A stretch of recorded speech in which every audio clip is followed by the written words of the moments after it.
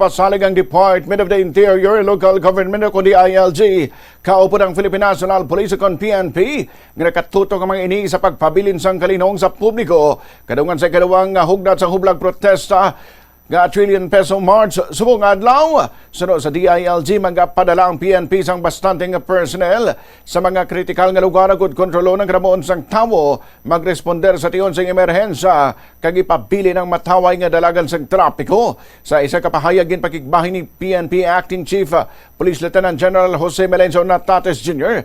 nga handa ng organisasyon nga magpadala sa mabaskog nga security contingent para sa rallies.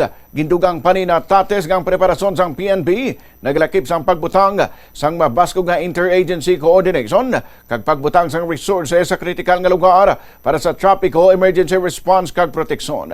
Ginahingyo man sang DILG sa mga protesters nga gabito na ila katungdanan sa responsable nga pamaagi kag sundon ang legal nga mga mando sa otoridad. Naibaluan nga paghiwaton sa mga adlaw ay kadawang hugnat sa anti-corruption rally sa nanaway tuway nga bahin sang pungsod.